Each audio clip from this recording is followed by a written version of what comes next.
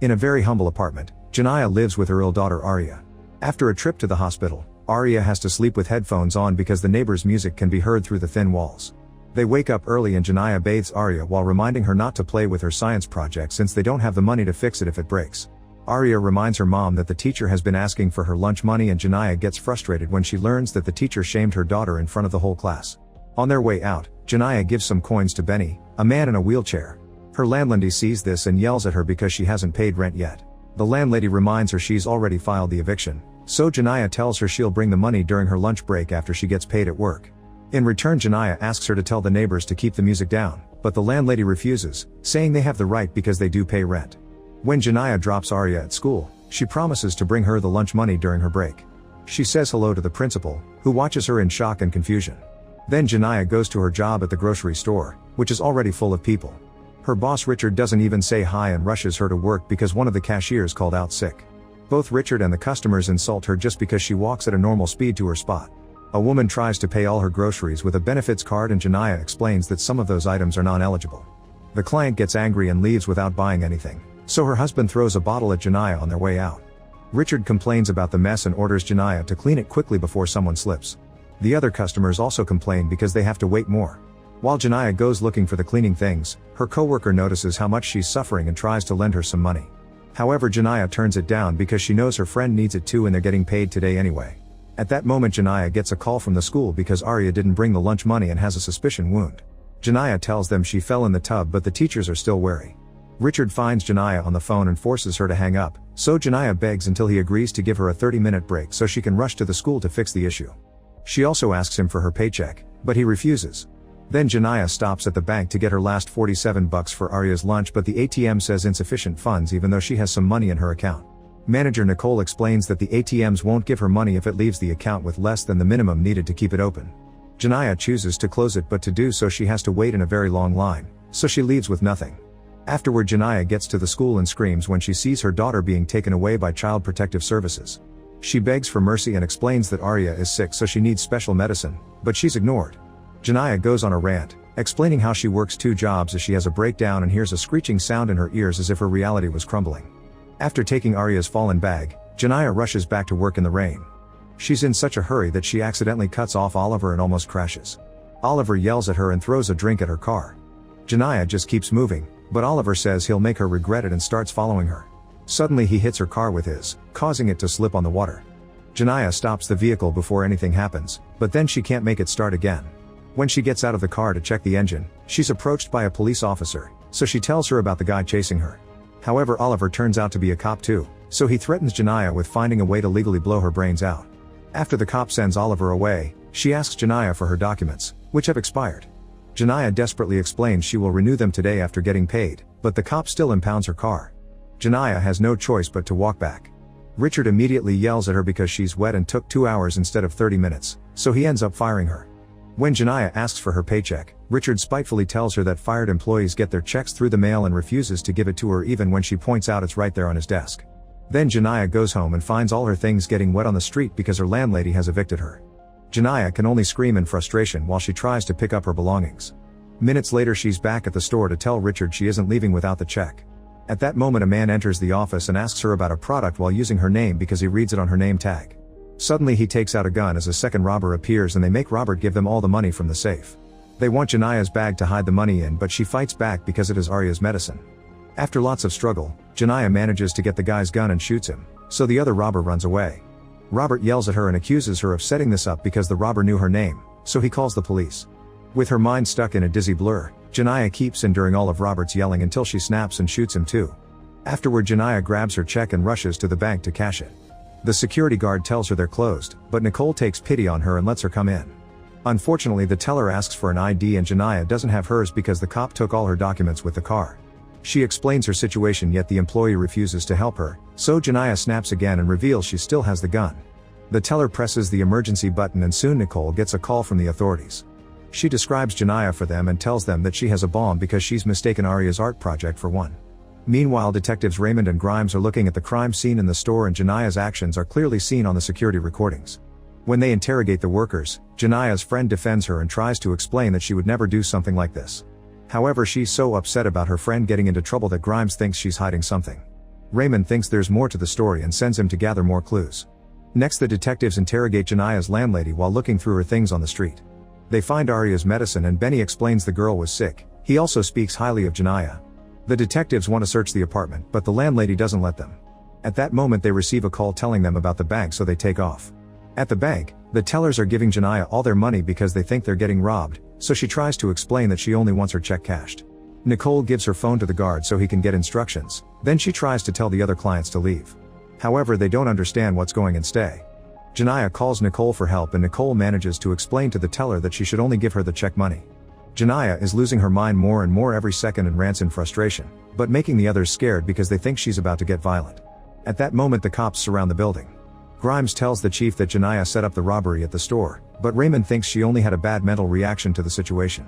Inside, a client finally notices Janaya's gun and tries to tackle her, causing Janaya to accidentally shoot in the air. Both the client and the guard panic and run out of the building and the cops surround them. The client explains that the gun only went off by accident and complains because the guard didn't do anything. The tellers are crying and hiding, so Janaya yells at them as she rants, saying that she only wants her daughter's lunch money. She freezes when she realizes that the reporter on TV is talking about her, saying that she's robbing the bank and murdered her boss. The chief calls the bank, but when Janaya hears that it's the police, she hangs up. Then the negotiator arrives with a special truck, but Raymond convinces the chief that Janaya will be more open to talking to another woman, and she has experience with negotiating too. Raymond calls the bank again and makes Nicole put her on speaker. She asks about the gunshot and Janaya panics as she explains it was an accident. She keeps screaming as she continues to lose her mind, but Grimes understands that she isn't trying to rob the bank and talks calmly, showing sympathy and calling the incident a misunderstanding. However, when Raymond asks her to come out and promises to help, Janaya loses it again. She says they just want to put her away like they put away their daughter and nobody ever helps her. When Nicole tells her to let the clients out, Janaya screams that she isn't keeping them and hangs up again. Afterward, Nicole gives Janaya her check money. Janaya separates the $40 needed for school lunch and asks Nicole to take them to Arya because she knows the police won't let her. When she sees the cops getting in position on TV, she makes the tellers close the blinds on the front door. The cops in the truck have access to the security cameras and worry about the bomb. One of the tellers then secretly begins streaming the situation. When an elderly client says she needs to sit down, Janaya immediately makes Nicole bring her a chair. The other clients ask her to let them out, but Janaya is convinced that once she's alone the police will shoot her.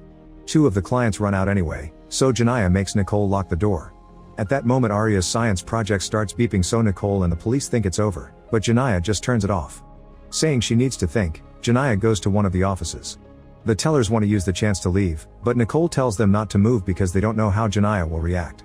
She comes back with chairs for everyone, explaining she knows what it's like to be standing all day.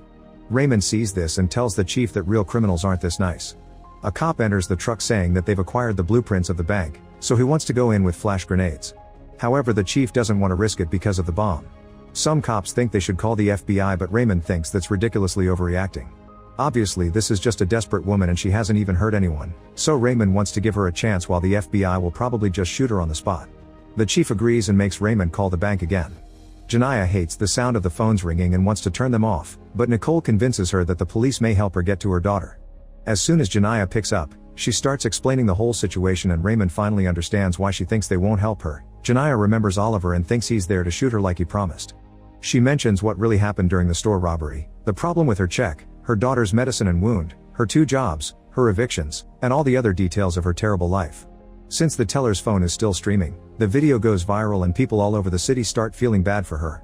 A crying Raymond shows her understanding by sharing that she grew up in a similar situation and promises to help, but she needs her to come out. This causes Janaya to go crazy again and she says she won't come out as long as there are cops outside, then she hangs up. Raymond is devastated because this is touching on all her personal issues and she needs to leave the truck for fresh air. When the chief discovers that Janaya is being recorded, he orders his men to jam the signal. At the same time, Janaya realizes that the security cameras are on and asks Nicole to take her to the switch. One of the tellers uses the chance to try to leave, but the door is locked. Janaya turns off all the cameras, leaving the cops with no way of knowing what's happening. Then she goes back and the others tell her they need the bathroom, so Janaya lets them go one at a time. Outside, Raymond and Grimes are checking the system but can't find the cop who attacked Janaya. People are starting to gather behind the police because they're asking for Janaya's freedom. Back in the bank, one of the tellers complains because Janaya is being treated like a martyr, so Nicole and the old lady scold her for her lack of sympathy. Then Nicole notices that Janaya is cold and explains the air conditioner is always high there, offering to lend her a jacket. They go to the office and Janiyah puts on the jacket while seeing a family picture on the desk. They discuss the matter of children and Nicole assures Janiyah that she's a good mother, which she knows because she's seen her all the time she's come to the bank. She tries to convince her to get help but Janiyah is still afraid of Oliver. In the evening the FBI arrives and Janiyah gets worried about all the noise. Janiyah sends Nicole to the door to check and they learn the crowd is yelling "Free Janiyah." On the news, they can see the crowd chanting her name with big signs asking for her rights. A reporter talks to the activists and even Benny is there, sharing how Janiyah always helped him even when she had nothing.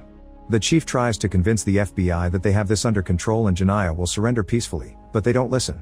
Janiyah remembers that Nicole convinced her to open her account there and wonders why she cares so much. In her career, Nicole has seen lots of women getting ignored or scammed by red tape, so she asked to be transferred to this location hoping to make it easier for humble people who need it in this neighborhood.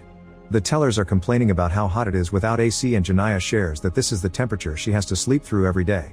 When the old lady says some sweet words, Janiyah apologizes for everything and explains that something in her broke when her daughter was in the hospital.